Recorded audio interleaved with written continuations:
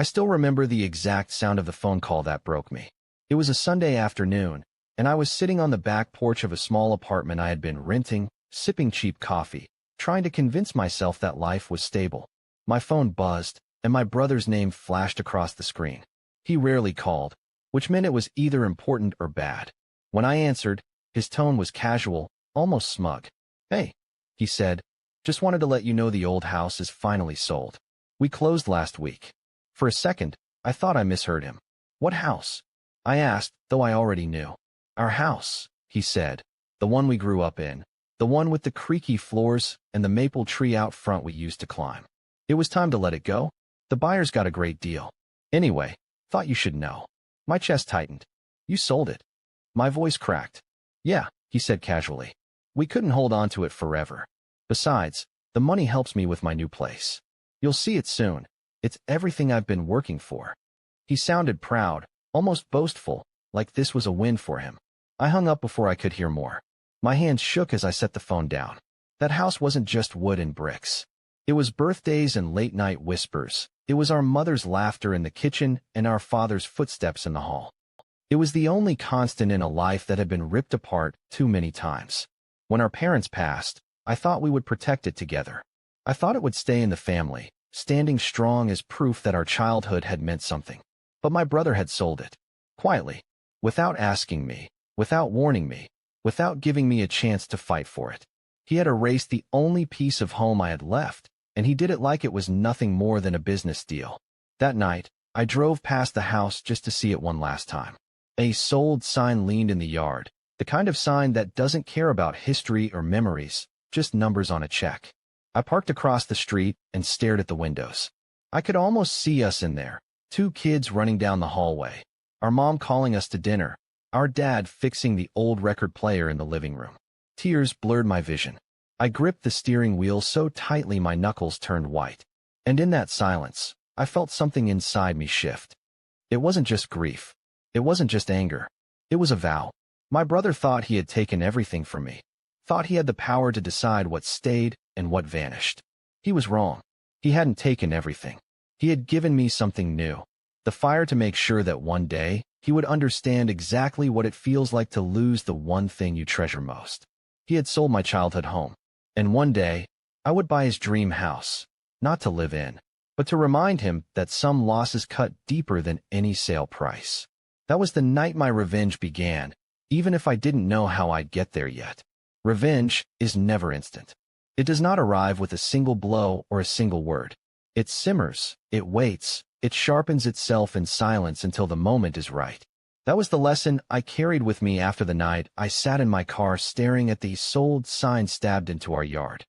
I could not take the house back. That part of my childhood was gone forever.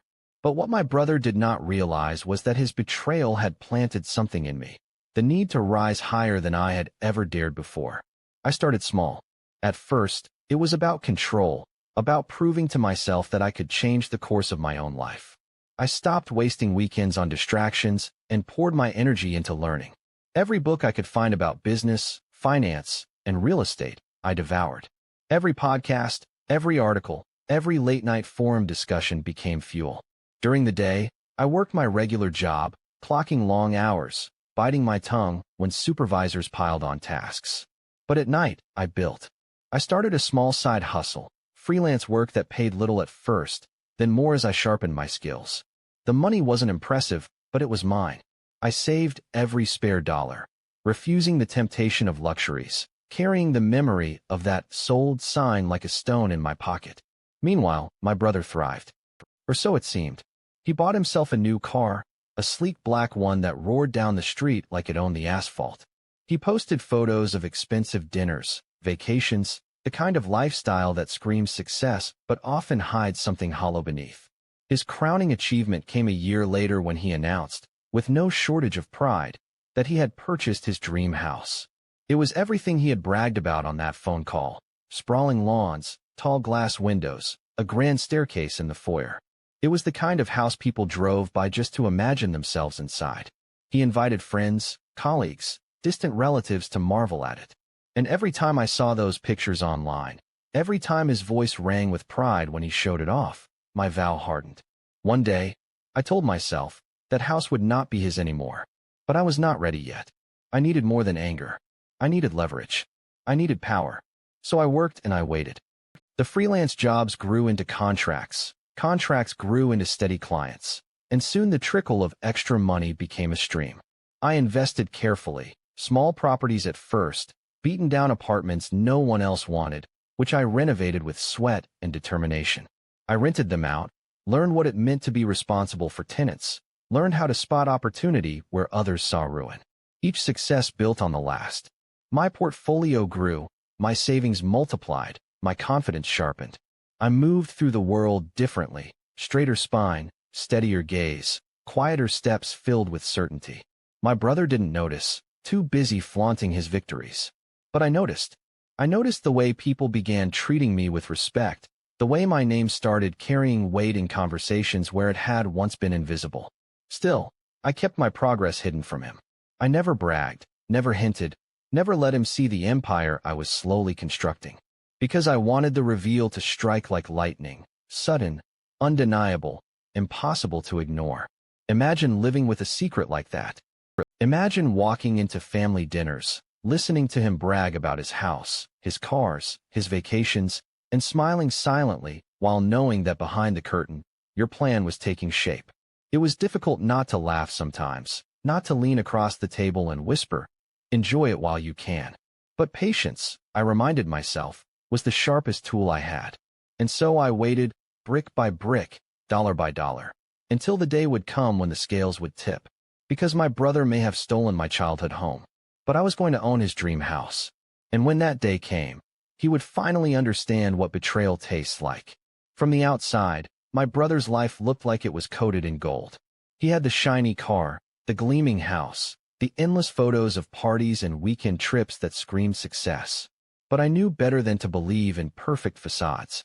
People who brag the loudest are often the ones hiding the most cracks, and it didn't take long before those cracks started to show. It began with whispers. A cousin mentioned over dinner that my brother had borrowed money for renovations he couldn't quite afford.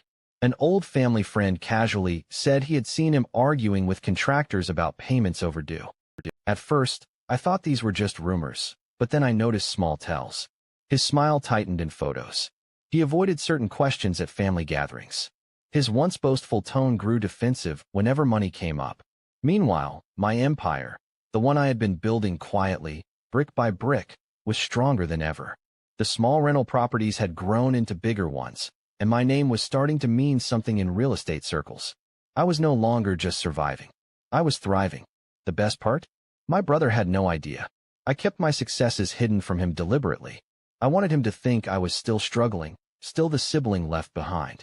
Every time he bragged about his house, about the good life, I smiled politely, storing away every word. Because I knew one day, those words would choke him. And then came the opportunity one had been waiting for. It was a Sunday afternoon, almost 2 years after he had sold our childhood home. I was scanning through property listings when I saw it. His dream house, the very one he had paraded online, the one he had filled with his pride, was listed for sale. At first, I thought it was a mistake. Why would he sell? But the more I read, the more sense it made. The asking price was lower than expected. The description hinted at motivated sellers and financial flexibility. In real estate language, that meant desperation. I laughed out loud, the sound echoing in my quiet office. After all his gloating, after all his arrogance, he was cornered. The cracks I had seen were real, and they had grown so wide his dream house was slipping through. And there I was, prepared, patient, ready. I called my realtor the next morning. "I want that house," I said, my voice steady. She paused. "You mean that house? The one on Willow Lane?" "Yes," I replied. "And I don't want delays. Let's move fast." Because this wasn't just a purchase. This was the strike I had been sharpening for years. The house he thought defined his success, the house he believed made him untouchable, was about to have a new owner. And when he realized it was me, the same sibling he had betrayed, he would finally understand what it meant to lose more than walls and windows. He would understand what it felt like to lose pride itself. The first showing of the house was almost surreal. Walking through those tall glass doors, I remembered all the times my brother had posted pictures of himself standing there, grinning like a king in his castle. Now I was the one stepping across the marble floors, running my hand along the staircase banister he once bragged about. The realtor walked me through each room, but I barely listened. My mind was split between the past and the future, the memory of his arrogance and the vision of what was about to come. The house was beautiful, no denying that.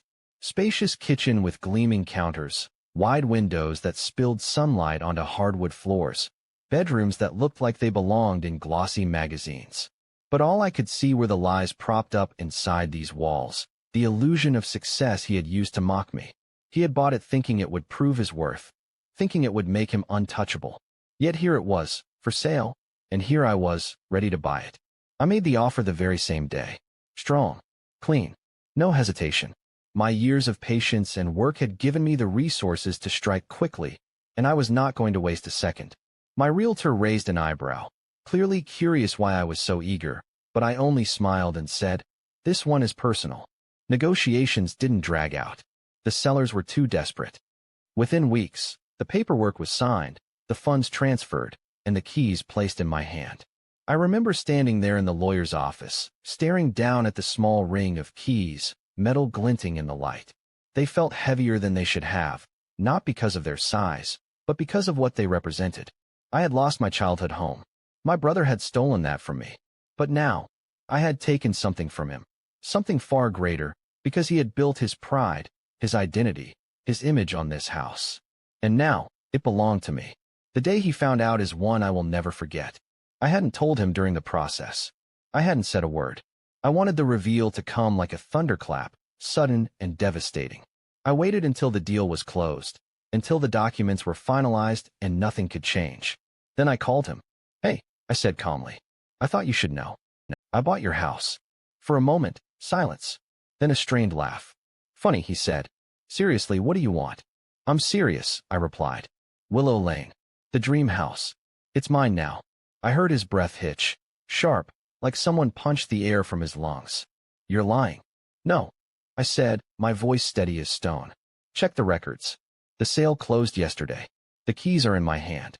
The silence that followed stretched so long I thought the call had dropped. Then his voice returned, broken this time. You can't, that's my house." "Not anymore," I said softly. The call ended without another word, but I didn't need to hear more. I knew exactly what he was feeling, because it was the same thing I had felt when he told me our childhood home was gone. The disbelief, the hollow ache in the chest, the realization that something sacred had slipped through your fingers, and you could never get it back. Only this time, it wasn't just a house. It was his pride, his identity, his crown jewel. And I had taken it. I didn't move in immediately.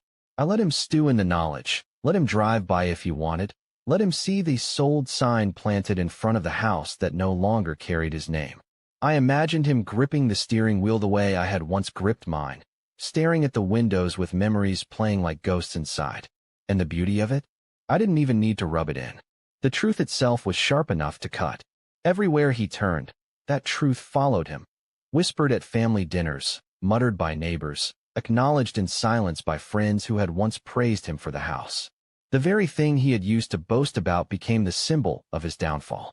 When I finally walked through those doors again as the rightful owner, I felt no rush to decorate, no urgency to settle in. I simply stood in the foyer, keys still warm in my palm, and let the weight of it all sink in. This wasn't about luxury. It wasn't about winning a bigger space or proving I could afford it. It was about balance, about justice, about making sure he understood what it felt like to lose the thing you thought you could never lose. He had taken my peace when he sold our childhood home. I had taken his pride when I bought his dream house. The symmetry of it was almost poetic. And if you're listening to this, imagine yourself standing there. Imagine holding the keys to the one thing your betrayer cherished most, knowing they would never escape the echo of that loss. Imagine watching them crumble under the weight of the consequences they thought they'd never face. That was my moment. That was my justice. So tell me, if someone betrayed you like that, would you forgive and forget, or would you wait, prepare, and strike when the blow would cut the deepest?